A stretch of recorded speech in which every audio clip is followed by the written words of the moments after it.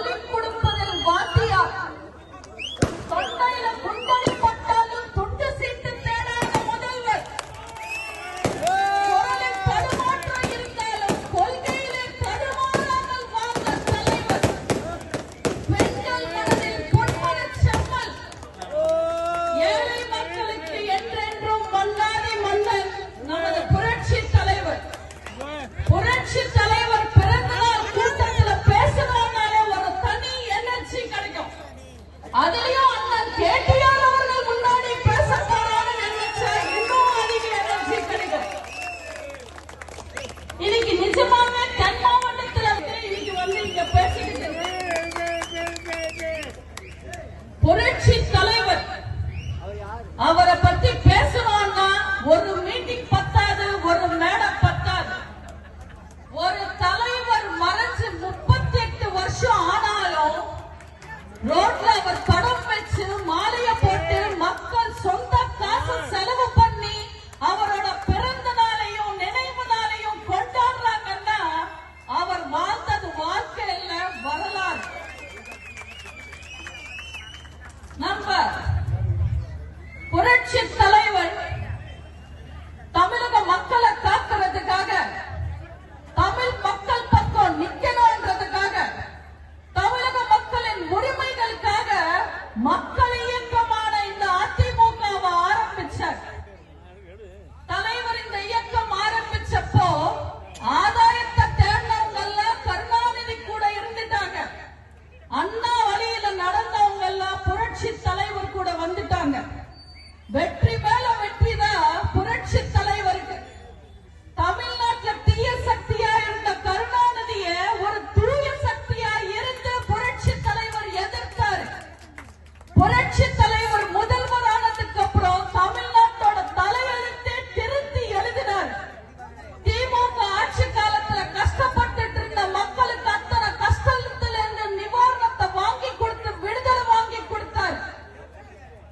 இந்த தமிழ்நாட்டுக்கும் தமிழக மக்களுக்கும் புரட்சி தலைவர் எத்தனையோ விஷயங்களை செஞ்சிருக்கார்.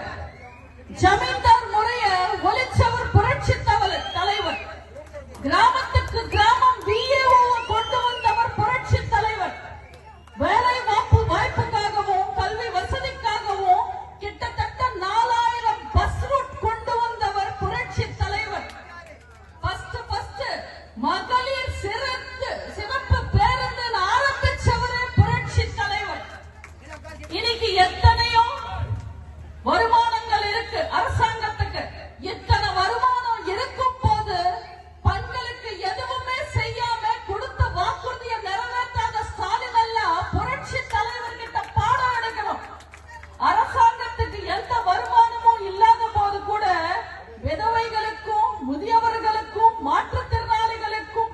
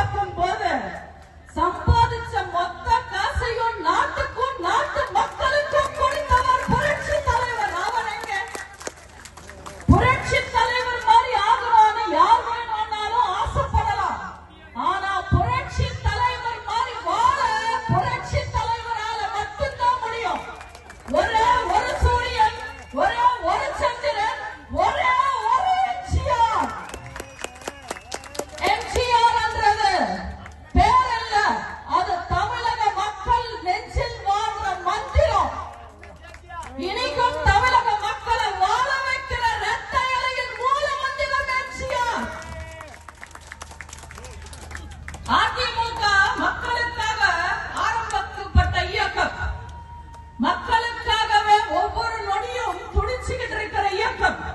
இது மக்களுக்கெல்லாம் நல்லா தெரியும். ஆனா என்ன பண்றது, எவ்வளவு புத்திசாலியா இருந்தாலும் சில சமயங்கள்ல நம்ம ஏமாறதான் செய்வோம். உங்க எல்லாருக்காகவும் கொற்ற மலையில எனக்காக இருந்ததுக்காக ஒரு குட்டி கதை சொல்ல விரும்புறேன். ஒரு கார்ல ஒருத்தர் அவரோட மனைவியையும் அம்மாவையும் கூட்டிட்டு போயிட்டு இருந்தார். அந்த கார் போக போக பின்னாடியே போலீஸ் ஜீப் ஒண்ணு வந்தது. அந்த காரும் போய்கிட்டே இருக்கு, பின்னாடி அந்த போலீஸ் ஜீப் வந்துகிட்டே இருக்கு. கார் எங்கேயுமே நிக்கல, போயிட்டே இருந்தது. ஒரு கட்டத்துல போலீஸ் ஜீப் அந்த காரை ஓவர்டேக் பண்ணி முன்னாடி வந்து நிக்குது. இப்போ பயந்துகிட்டே அந்த கார் ஓட்டுனவர் நடுக்கிக்கிட்டே கீழே இறங்குனார். இப்போ போலீஸ் கிட்ட போய், சார் சார் நீங்க பயப்படாதீங்க, நீங்க ரொம்ப நல்லா வண்டி ஓட்டுறீங்க, எல்லா சிக்னலையும் நின்னீங்க, வேகமா வண்டி ஓட்டல, இண்டிகேட்டர் போட்டு வண்டியை திருப்புறீங்க, அதனால கரெக்டா வண்டி ஓட்டுறவங்களுக்கு நாங்க ஊக்கத்தொகை கொடுக்கணும்னு நினைக்கிறோம்னு ஒரு 10,000 ரூபாய் கொடுத்தாங்க. இப்ப சந்தோஷத்துல அந்த டிரைவர், ரொம்ப தேங்க்ஸுங்க, இத வச்சு நான் லைசன்ஸ் எடுத்துடுறேன். இப்ப போலீஸ்காரங்க ஷாக் ஆயிட்டாங்க. என்னது, லைசன்ஸ் இல்லாம ஓட்டுறியா, அது கேஸ் ஆச்சே அண்ணாங்க. உடனே பதட்டப்பட்டு அவரோட மனைவி இறங்கி வந்து, சார் சார் நீங்க ஒண்ணும் கண்டுக்காதீங்க, அவர் குடிச்ச போதையில ஏதோ உளர்றாருன்னு. என்னது, குடிச்சு வண்டி ஓட்டுறீங்களா, அதுவும் கேஸ் ஆச்சான்னு போலீஸ்காரங்க ஷாக் ஆனாங்க. இப்ப பின்னாடி சீட்ல உட்கார்ந்துகிட்டு இருக்கிற காது கேட்காத அவங்க அம்மா இறங்கி வந்து, டேய் முட்டா பையனே, அதுக்குதான் நான் சொன்னேன் திருடின வண்டியில குடும்பத்தோட வரக்கூடாது, என்னதான் திருடிட்டு வந்தீங்களான்னு போலீஸ்காரங்க ஷாக் ஆகி மயங்கி விழுந்துட்டாங்க. இதே மாதிரிதான் எப்படி போலீஸ்காரங்க சொகுசு கார்ல போறாங்க, குடும்பத்தோட போறாங்க, நல்லவங்க போல இருக்குன்னு நம்பி ஏமாந்துட்டாங்களோ, தமிழ்நாட்டு மக்கள் குடும்பமா வராங்க, வகை வகையா விளம்பரம் தராங்கன்னு நம்பி ஸ்டாலின் கிட்ட ஏமாந்து போய் இன்னைக்கு முழிக்கிறாங்க. பிக் பாஸ் வீட்ல கூட 5 அயோக்கியங்க தான் இருப்பாங்க, ஆனா திமுக ஒட்டுமொத்த பசங்களும் அயோக்கியங்க தான் இருக்காங்க. இப்ப எல்லாம் டிவி திறந்தாலே ஒரு விளம்பரம் வருது, போதையில் பாதையில போகாதீங்க பிள்ளைகளே, தந்தையாக மன்றாடி கேட்டுக்கொள்கிறோன்னு விக்கு வச்சுக்கிட்டு ஓவர் ஆக்டிங் பண்றாரு. அந்த அட்வர்டைஸ்மெண்ட் பார்க்கும் போதெல்லாம் எனக்கு பழைய அட்வர்டைஸ்மெண்ட் ஒன்று ஞாபகம் வருது. உங்களுக்கு ஞாபகம் வருதா? சிவராஜ் சித்த வைத்தியசாலை அட்வர்டைஸ்மெண்ட். அதுல ஒரு தாத்தா, பேராண்டிங்களா வாங்கி அழிச்சுக்காதீங்கடா, தாத்தா நான் இருக்கேன்டா, என்கிட்ட வாங்கடான்னு அழுதுகிட்டே பேசுவாரு.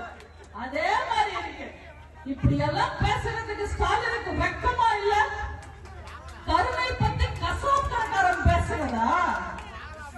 ஒவ்வொரு பண்டிகை முடிஞ்சதும் இன்னைக்கு 400 கோடிக்கு சரக்கு வித்தது, 500 கோடிக்கு சரக்கு வித்ததுன்னு பேப்பர்ல பெருமை பீத்துக்கிட்டு இருக்கு இந்த அரசாங்கம். நாடு அந்த அளவுக்கு கெட்டு நாசமா போகுது. இதுல போதையில்லா தமிழகம்னு அவங்க விளம்பரம் தராங்க. ஏன் போதை பொருள் லிஸ்ட்ல இருந்து எங்க சாராயத்தை எடுத்துட்டாங்களா? பார்த்து மக்களே, அடுத்த தேர்தலுக்கு ரேஷன் கடையில நாங்க போட்டு தருவோம்னு சொன்னாலும் சொல்லுவாங்க திருட்டு பசங்க. அவங்களால நம்பாதீங்க. ஓட்டு போட்டு 1000 ரூபாய் தருவான்னு சொல்லி பெண்களை ஏமாத்திட்டாங்க. 1000 ரூபாய் கொடுப்போம்னு சொன்னா மக்கள் ஏமாந்துருவாங்கன்னு நம்பி உங்களுக்கு நிறைவேற்றாத வாக்குறுதிகளை கொடுத்தாங்க. ஜமீன்தார் மனப்பான்மை, 1000 ரூபாய் கொடுத்தா போதும், இவங்களுக்கு என்ன வேணுமானாலும் செய்யலாம்னு நினைக்கிற மனப்பான்மை. இவங்களெல்லாம் நம்பாதீங்க, பார்த்துக்கிட்டே இருங்க. இந்த விடியலாட்சிக்கும் இவங்க வெத்து விளம்பரத்துக்கும் ஸ்டாலினோட விக்குக்கும் கொஞ்ச நாள்ல வேலை இல்லாம போயிடும். நம்ம எடப்பாடியார் திமுக கொடுத்த பெரிய ஷாக் என்ன தெரியுமா? பிஜேபி கூட கூட்டணி முடிச்சுக்கிட்டது. அவங்க எதிர்பார்க்கல. ஏன்னா எம்எல்ஏ எலெக்ஷன்லயும் எம்பி எலெக்ஷன்லயும் அதிமுக ஓட்டு போட்டா பிஜேபி உள்ள வந்துடும், அதிமுக ஓட்டு போட்டா பிஜேபி உள்ள வந்துடும், மக்களை பயப்படுத்தி ஓட்டு வாங்குறாங்க. இப்போ அப்படி பேச முடியாதுல்ல, பயம்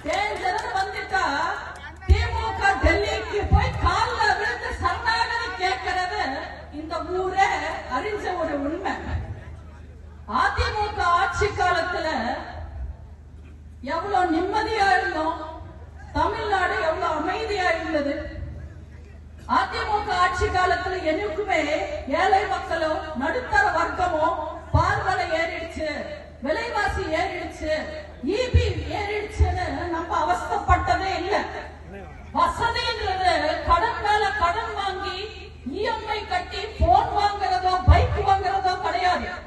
மாச கடைசியில கூட சொந்தக்காரங்க வந்தா, சனி ஞாயிறு வந்தா, நல்ல நல்ல கறி எடுத்து எல்லாருக்கும் சோறு போட்டு சந்தோஷம் பண்றதுதான் வசதி.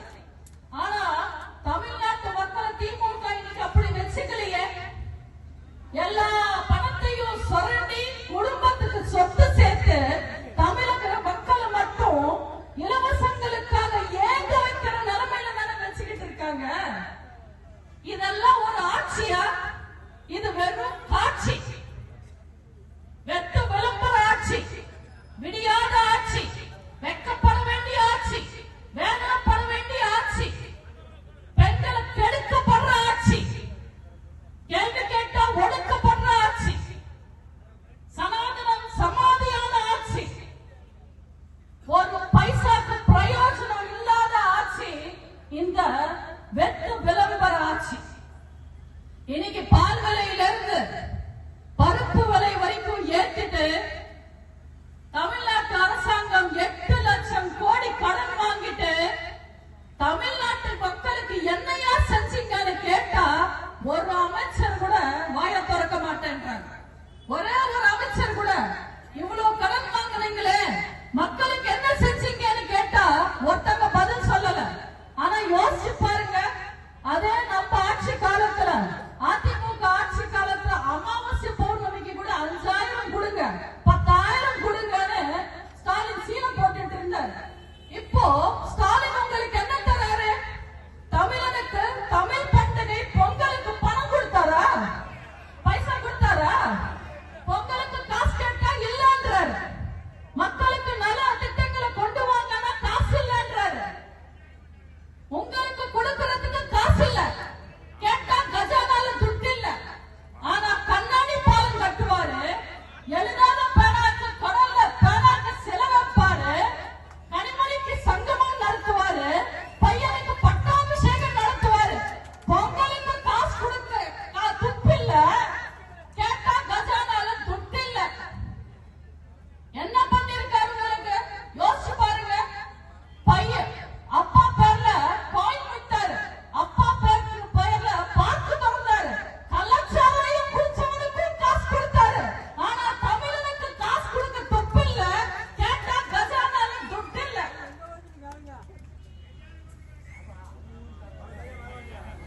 மாடு பிடிக்க கேலரி கட்டிருக்காரு, வைன் ஷாப்ல சாலரி ஏத்திருக்காரு, ஸ்ட்ரீட் கூத்தடிக்கிறாரு, ரோட்டெல்லாம் வளைச்சு போட்டு ரேஸ் நடத்துறாரு.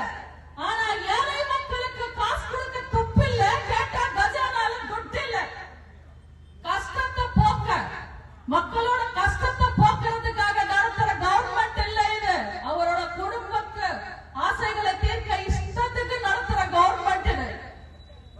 அம்மா சும்மா இல்லடா, அவ போல யாரும் இல்லடா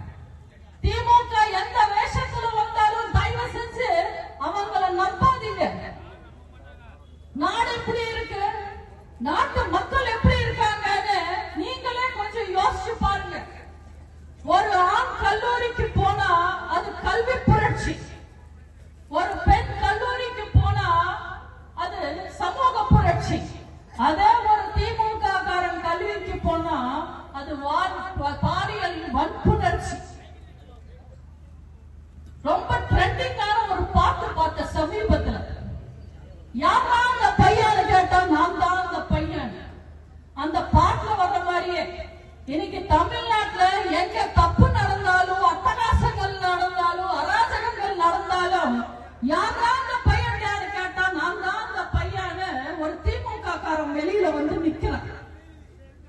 கல்லூரியில பாலியல் வன்கொடுமையா, யாரா அந்த பையன் யாரு கேட்டா நான் தான் அந்த பையன் ஒரு திமுக காரன் வந்து நிக்கிறான். பிரியாணி கடையில ஓசி பிரியாணிக்கு சண்டையா, யாரா அந்த பையன் யாரு கேட்டா நான் தான் அந்த பையன் ஒரு திமுக காரன் வந்து நிக்கிறான். வீட்டுக்குள்ள புகுந்து வெட்டி கொலையா, யாரா அந்த பையன் யாரு கேட்டா நான் தான் அந்த பையன் ஒரு திமுக காரன் வந்து நிக்கிறான். செயின் அடிக்கிறாங்களா, வரிமறிச்சு கொள்ளை அடிக்கிறாங்களா, யாரா அந்த பையன் யாரு கேட்டா நான் தான் அந்த பையன் ஒரு திமுக காரன் வந்து நிக்கிறான்.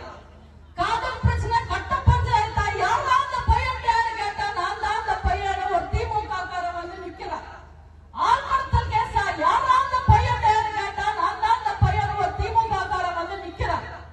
கஞ்சா கடத்தல் கேசா, யாரா அந்த பையன் யாரு கேட்டா நான் தான் அந்த பையன் ஒரு திமுக காரன் வந்து நிக்கிறான். போக்சோ கேசா, யாரா அந்த பையன் யாரா அந்த பையன் யாரு கேட்டா நான் தான் அந்த பையன் ஒரு திமுக காரன் வந்து நிக்கிறான். ஜாதி பிரச்சனையா, யாரா அந்த பையன் யாரு கேட்டா நான் தான் அந்த பையன் ஒரு திமுக காரன் வந்து நிக்கிறான். பொம்பளை போலீஸ் கிட்டே தகராறா, யாரா அந்த பையன் யாரு கேட்டா நான் தான் அந்த பையன் திமுக காரன் வந்து நிக்கிறான். நடிகைக்காக விஷம் குடிச்சானா, யாரா அந்த பையன் யாரு கேட்டா நான் தான் அந்த பையன் ஒரு திமுக காரன் வந்து நிக்கிறான். இந்த திமுக காரரை யாரும் உங்க எல்லாருக்கும் தெரியுமா? பாடாய் வாய். மக்கள் ரொம்பதான் விசாரா இருக்காங்க, ஆனா எப்படி ஏமாந்தாங்கன்னு எனக்கு ஒன்றும் புரிய மாட்டேங்குது. இப்படி திமுக கட்சிக்காரங்க எல்லாருமே குற்றவாளிங்கன்னு நான் சொல்லல. ஆனா குற்றங்கள் நடக்கிற எல்லா இடத்துலயும் எப்படி ஒரு திமுக காரன் இருக்கான்றதுதான் கேள்வி. இந்த அநியாயங்களையும் அட்டூழியங்களையும் எதிர்த்து போராட எதிர்கட்சிக்கோ எந்த கட்சிக்கோ அனுமதி கிடையாது. வரலாறுல சிறப்பு மிக்க ஒரு கல்லூரியில ஒருத்தன் செர்வரேறி குடிச்சு அங்க படிக்கிற மாணவிய ஒருத்தன் பலாத்காரம் பண்றா. அந்த அநியாயத்தை தட்டி கேட்கறதுக்கு அனுமதி இல்ல. சக மாணவிக்கு நடந்த கொடுமைய தட்டி கேட்கறதுக்கும் நியாயத்தை கேட்கறதுக்கும் மாணவர்கள் போராடணும்னு நினைக்கிறாங்க. அவங்களுக்கு அனுமதி இல்ல. காலேஜ்ல சிசிடிவி இல்ல, போதுமான பாதுகாப்பு இல்ல, கேமரா இல்லன்னு ப்ரொஃபசர்ஸ் போராடுறாங்க. அவங்களுக்கு அனுமதி இல்ல. ஆனா இவங்க எழுதி கொடுத்த சான்ற பஜனை பாட்டு பாடாம வெளிநடப்பு செஞ்சாரு கவர்னர்னு அவருக்கு எதிராக கவர்னர் மாளிகை முன்னாடி போராடுறதுக்கு திமுகவுக்கு அனுமதி இருக்கு. எதுக்கு போராடணும், எதுக்கு போராடக்கூடாதுன்னு திமுகவுக்கு தெரியாது.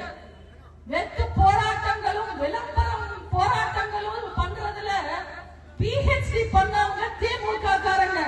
கருணாநிதி பண்ணாத போராட்டமா நம்ம போராட்டமா? ட்ரெயினே வராத தண்டவாளத்துல தலை வச்சு போராடினவர் கருணாநிதி. 1 மணி நேரம் ஒன்னாவிரதம், அதுவும் ஒரு பெட்டு 2 தலகாணி 2 பொண்டாட்டி 4 ஏசின்னு 1 மணி நேரம் ஒன்னாவிரதம் இருந்தவர் கருணாநிதி. அப்படி எல்லாம் போராடுறாங்க. அவரோட பையன் ஸ்டாலின் ஒன்னும் சலைச்சவர் இல்ல. அவர் கைதானது மிஸ்ஸா கேஸ்லயா இல்ல உஷா கேஸ்லான்னு இன்னும் கூட மக்கள் எல்லாம் புலம்பி போயிருக்காங்க. இவங்க எல்லாரும் போராட்டத்தை பத்தி பேசுறாங்க. மக்களை திசை திருப்புறதுக்கு உண்மையான போராட்டங்கள் வெளிச்சத்துக்கு வரக்கூடாதுன்றதுக்காக செயற்கையா போலியா எத்தனையோ போராட்டங்கள் இன்னைக்கு திமுக நடத்திக்கிட்டு இருக்காங்க. கடந்த 4 வருஷம் ஆள தெரியாத இந்த திருட்டு திமுக ஆட்சி காலத்துல பெண்களுக்கு எதிரான குற்றங்கள் போக்சோ கேஸ் எத்தனை தெரியுமா? இந்த 4 வருஷத்துல மட்டும் 18,518 குற்றங்கள் பெண்களுக்கு எதிராக. அதாவது தைரியமா போலீஸ் ஸ்டேஷனுக்கு வந்து கம்ப்ளைண்ட் கொடுத்து பதிவான குற்றங்கள் 18,518. இது எனக்கு 10 நாளுக்கு முன்னாடி கிடைச்ச தகவல். இந்த 10 நாள்ல எத்தனை நடந்திருக்குன்னு தெரியாது. கணக்குல வராம எத்தனை பெண்கள் கொடூரத்துக்கு ஆளாகிறாங்கன்னு தெரியாது. யோசிச்சு பாருங்க. திமுக கொடுத்த கணக்குப்படி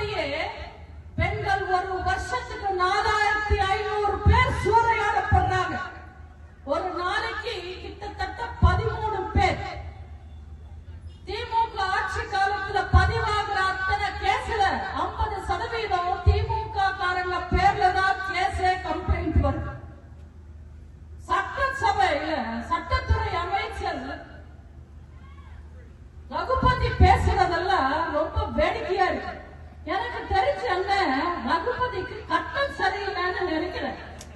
ஏன்னா கொலை, கொள்ளை, ஆள் கடத்தல், கற்பழிப்பு, கஞ்சா கடத்தல் எது நடந்தாலும் தப்பு செஞ்சவனை கண்டுபிடிக்கிறது ரகுபதிக்கு 2வது வேலைதான். அவரோட முதல் வேலை இவன் எந்த ஏரியா திமுக காரன், எந்த அணியை சேர்ந்த திமுக காரன்னு கண்டுபிடிக்கிறது தான் அவரோட முதல் வேலை. இன்னைக்கு அண்ணா யூனிவர்சிட்டியில என்ன கொடூரம் நடந்திருக்குன்னு உங்களுக்கு தெரியும். இதை ஏன் இவ்வளவு பெருசா பேசுறோம்னா, ஒரு பெண் தைரியமா வெளிச்சத்துக்கு வந்து செஞ்ச அநியாயத்துக்கு கம்ப்ளைண்ட் கொடுத்ததுனால அண்ணா யூனிவர்சிட்டியில ஒருத்த படிக்கிற பொண்ண செதைச்சிருக்கா. அவன் மேல ஆக்ஷன் எடுக்காம அவங்க கமிஷனர், சென்னை கமிஷனர் இஷ்டத்துக்கு பேசுறாரு. அவர் காவல்துறை கமிஷனரா இல்ல கார்ப்பரேஷன் கமிஷனர் புரிய மாட்டேன். போலீஸ் சொல்றாங்க எஃப்ஐஆர் போலீஸ் கிட்ட இருந்து தான் லீக் ஆச்சுன்னு. அப்ப உங்க டிபார்ட்மெண்ட்ல இருக்கிற கிரிமினலை நீங்க கண்டுபிடிக்கலன்னா வெளியில இருக்கிற கிரிமினலை நீங்க எப்படி கண்டுபிடிப்பீங்க? அதுலயும் தப்பு செஞ்ச ஞானசேகரன் வீட்டுல அமைச்சருக்கு பொன்னாட போட்ட மாதிரி போட்டோ இருக்கு. அந்த அமைச்சர் அவங்க வீட்டுல உட்கார்ந்து சாப்பிடுற மாதிரி போட்டோ இருக்கு. அப்ப போலீஸ் எப்படி பிடிப்பாங்க? கம்ப்ளைண்ட் கொடுத்த பொண்ணு சொல்லுது, பலாத்காரம் செஞ்சவன், தப்பு செஞ்சவன் சாரன்னு ஒருத்தர் கிட்ட பேசினாரு. ஆனா கமிஷனர் சொல்றாரு அக்யூஸ்ட் போன் ஃளைட் மோட்ல இருந்தது. அப்போ கம்ப்ளைண்ட் கொடுத்த பொண்ணு நம்பல, குற்றவாளிய நம்புறாரு கமிஷனர். அப்ப எப்படி நியாயம் கிடைக்கும்? இதெல்லாம் வச்சு பார்க்கும்போது உங்களுக்கு புரியல? எவனோ ஒரு சார் இருக்கா, அந்த சாரை காப்பாத்துறதுக்கு இத்தனை சார்களும் சேர்ந்து வேலை பார்த்துக்கிட்டு இருக்காங்க. மரத்தை வச்சு புளிய விரட்ட பெண்கள் வாழ்ந்த பூமி இந்த தமிழ்நாடு. ஆனா இன்னைக்கு திமுக ஆட்சியில பல் முளைக்காத குழந்தையில இருந்து பல் கொட்டின பாட்டி வரைக்கும் யாருமே நிம்மதியா ரோட்ல நடமாட முடியறதில்லை. அதிமுக ஆட்சி காலத்துல எப்படி இருந்தீங்க? அம்மாவோட ஆட்சி காலத்துல எப்படி இருந்தீங்க? யோசிச்சு பாருங்க. ஒரு பெண்ணுக்கு எதிராக ஒரு தப்பு நடந்தா, தப்பு செஞ்சவன் எம்எல்ஏவா இருந்தாலும் அமைச்சரா இருந்தாலும் அதிகாரியா இருந்தாலும் எங்க அம்மா என்ன நடவடிக்கை எடுத்திருப்பாங்க? எத்தனை நடவடிக்கைகள் எடுத்திருக்காங்க? அமைதி பூங்காவா இருந்தது தமிழ்நாடு. ஆனா இன்னைக்கு எல்லா பெண்களுக்கும் 1000 ரூபாய் கொடுக்கிறோம்னு சொல்லி பெண்களை ஏமாத்தி ஆட்சிக்கு வந்தார் ஸ்டாலின். உண்மையில பேசணும்னா இன்னைக்கு ஸ்டாலின் ஆட்சி நடக்குதுன்னா அது தமிழ்நாட்டு பெண்கள் போட்ட பிச்சை. ஆனா திமுக இருக்கிற திமிர் பிடிச்ச அமைச்சருங்க 1000 ரூபாய் உங்க பெண்களுக்கு போடுற பிச்சைன்னு நினைச்சுக்கிட்டு இருக்காங்க. இந்த 1000 ரூபாய் திமுக உங்களுக்கு தர உரிமை தொகை கிடையாது. உங்க உரிமைகளை பறிக்கிறதுக்கு அவங்க விலையை நிர்ணயிச்சாங்க. அதுதான் இந்த 1000 ரூபாய். ஏதோ கூட்டணி பலத்தை வச்சுக்கிட்டு ஒவ்வொரு மீட்டிங்லயும் ஸ்டாலின் பேசுறாரு, நாங்க 100 வாங்குவோம், 150 வாங்குவோம், 200 வாங்குவோம், 250 வாங்குவோம். இதே நிலைமையில ஆட்சி போச்சுன்னா ஒரு வாங்கினாங்கல்ல 1991ல வெறும் 2 சீட், அந்த 2 சீட்டு கூட கிடைக்காது. நல்லா யோசிச்சு பாருங்க. நல்லா படிக்கிற பையன் என்னைக்குமே நான் 100க்கு 100 வாங்குவேன்னு சொல்லவே மாட்டான். பாஸ் ஆகவே தகவல பையனை கேளுங்க, ஓ நான் 150 வாங்குவேன்னு சொல்லுவான். அதே மாதிரிதான் ஸ்டாலின் என்னைக்குமே ஏமாத்தி வாங்க போற வாக்குகளுக்காக மட்டுமே பேசுவார். அவர் கொடுத்த வாக்குறுதிகளை பத்தி பேசவே மாட்டாரு. இப்ப புரியுற மக்களே ஏன் திமுக 2வது முறை ஆட்சிக்கு வராதுன்னு? ஏன்னா முதல் முறை அவங்க ஆட்சி பண்ணும் போதே மக்களுக்கு புரிஞ்சிடும், சத்தவன் கையில வெத்தலை பாக்கு கொடுக்கறதும் திமுக கையில ஆட்சி கொடுக்கறதும் ஒண்ணுதான், ஒரு பிரயோஜனமும் இல்லைன்னு. மேடைக்கு மேல அப்பாவும் பையனும் நாங்க இலவசம் கொடுத்தோம் பைத்தியம் பிடிச்ச மாதிரி பெணாத்திக்கிட்டு இருக்காங்க.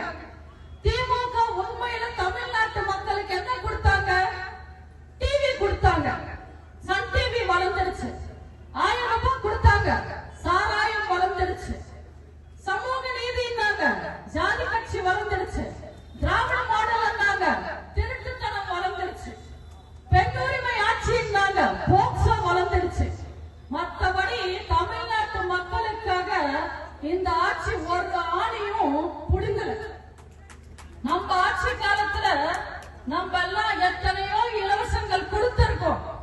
ஆனா நாங்க கொடுத்தது எல்லாமே இலவசங்கள் கிடையாது, உதவிகள். ஏழை மாணவர்களுக்கு சைக்கிள் கொடுத்தோம், லேப்டாப் கொடுத்தோம். ஏழை பெண்களுக்கு தாலிக்கு தங்கம் கொடுத்தோம். வீட்டு வேலை எல்லாம் பண்ணிட்டு வெளியில போய் வேலை பார்த்துட்டு வர்ற குடும்ப தலைவிங்களோட சுமைய குறைக்க மிக்சி கிரைண்டர்னு கொடுத்தோம். எல்லாரோட வாழ்க்கையிலையும் வெளிச்சம் வரணுன்றதுக்காக 100 யூனிட் மின்சாரம் இலவசமா கொடுத்தோம். ஒருவேளை உணவாவது மக்களுக்கு கிடைக்கணும், கோவில்ல அன்னதான திட்டம் கொண்டு வந்தோம். இப்படி மக்கள் தேவைகளுக்காக தேடி தேடி பார்த்து பார்த்து செஞ்ச அரசாங்கம் அதிமுக அரசாங்கம். அம்மாவோட ஆட்சி, அண்ணன் எடப்பாடியாரோட ஆட்சி. மக்கள் பத்தி யோசிக்காம ஸ்டாலின் பத்தியும் அவரோட குடும்பம் பத்தியும் அவர் பையன் பத்தியும் அவர் பேரன் பத்தியும் யோசிச்சு அவங்களுக்கு முரசுவாசம் செய்யறதுலயே துடிக்கிறாங்க இன்னைக்கு கவர்மெண்ட் அதிகாரிகள். அப்போ அவங்க எங்க மக்களை பத்தி யோசிப்பாங்க? நீங்க எல்லாரும் அலங்காநல்லூர் ஜல்லிக்கட்டு பார்த்திருப்பீங்க. தளபதி போய், சின்ன தளபதி போய், இப்போ குட்டி தளபதி வந்து இருக்காரு. அந்த குட்டி தளபதியோட மடியில ஜூஸ் விழுந்தா தட்டி கொடுக்கிறதுக்கு ஒரு அமைச்சர், அந்த பேரன் வந்தா சீட்டு விட்டு கொடுத்து எழுந்திருக்கிறதுக்கு ஒரு கலெக்டர்.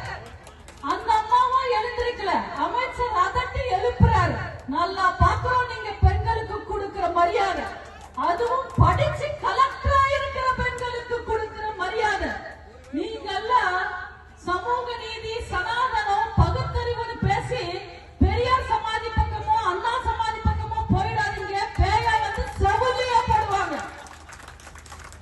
இதுக்கா சொன்னாங்க பெரியவங்க முன்னாடியே, வெண்டக்கா சுட்டக்கா வெள்ளரிக்கா விளங்கவே விளங்காது திமுக.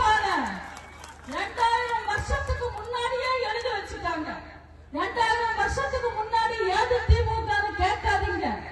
அப்ப சொன்ன திமுக தீன்னா திருட்டுத்தனம், மூன்னா முட்டாள்தனம், கான்னா களவாணித்தனம்.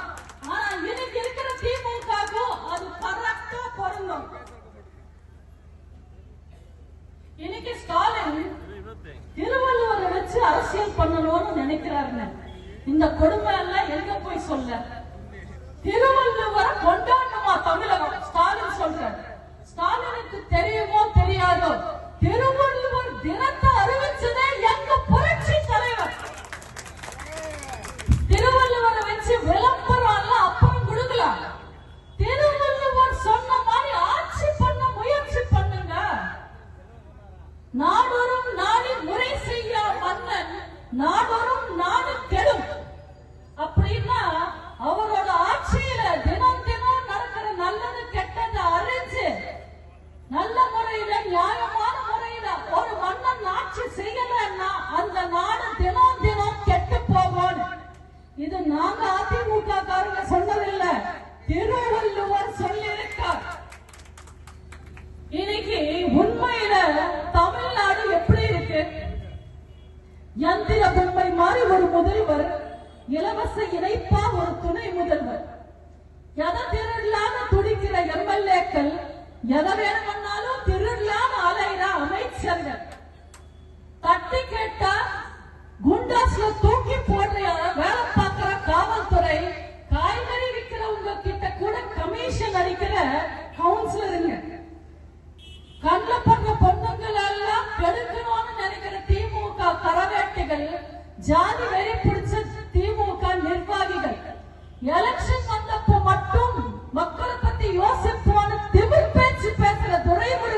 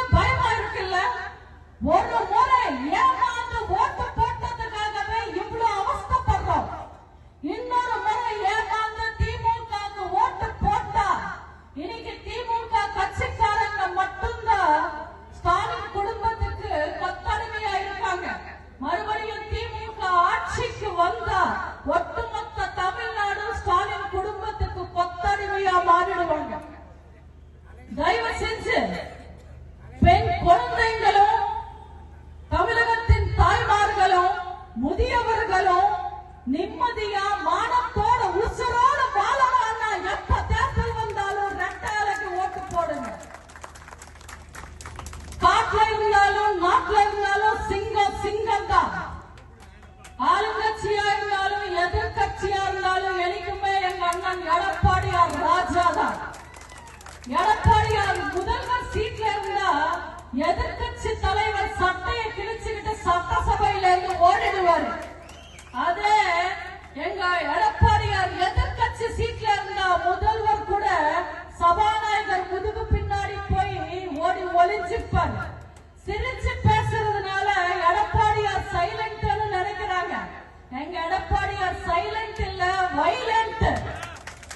ஸ்டாலின் குடும்பத்துக்கு கூஜா தூக்குற கொத்தடிமை அமைச்சர்களே, நீங்க ஏறி பேசினா இறங்கி பேசுவாருங்க. எடப்பாடியார் நினைச்சு பேசுறீங்களா? நீங்க ஏறி பேசினா எங்க அண்ணன் எகிரி பேசுவாரு. ஒரு பச்சை தமிழனுக்கு பிறந்து தமிழனா வளர்ந்து தமிழ் மண்ணில் வாழ்ந்து இன்னைக்கு தமிழக மக்களுக்காக அரசியல் பண்ற ஒரே தலைவர் எங்க தலைவர், எங்க புரட்சி தமிழர், எதிர்கட்சி தலைவர், நாளைய முதல்வர் அண்ணன் எடப்பாடியார் அவர்கள். எடப்பாடியாரை நம்புங்க, அண்ணன் கேட்டியார நம்புங்க. உங்களை காப்பாற்றுவாரு, உங்க வீட்டை காப்பாற்றுவாரு, உங்க ஊரை காப்பாற்றுவாரு, இந்த தமிழ்நாட்டு மக்களையே காப்பாற்றுவாரு. தமிழ்நாட்டு மக்கள் நிம்மதியா இருக்கணும்னா, தமிழ்நாடு மீண்டும் வளர்ச்சி அடையணும்னா, தமிழ்நாட்டு போலீஸ் மறுபடியும் ஹீரோ ஆகணும்னா எல்லாரும் ரெட்டாலைக்கு ஓட்டு போடுங்க. அம்மாவை நம்புனா ஆண்டவனை நம்புன மாதிரி நிச்சயமா நீங்க எல்லாரும் நல்லா இருப்பீங்க. அதிமுக தொண்டர்கள், என் குடும்பமான தோழர்களுக்கு ஒன்னு சொல்ல விரும்புறேன். தோல்வி எப்பவுமே காயத்தை தரும். ஆனா மறுபடியும் ஜெயிக்கணும்னா அந்த காயத்தை நம்ம மறந்துடணும். ஆனா அந்த காயம் ஏற்படுத்தின சொல்லிக் கொடுத்த பாடத்தை மட்டும் நம்ம ஞாபகம் வச்சுக்கணும். திமுக மறுபடியும் ஆட்சி பிடிச்சதா, இரண்டாவது முறை ஆட்சிக்கு வந்ததா வரலாறே இல்ல.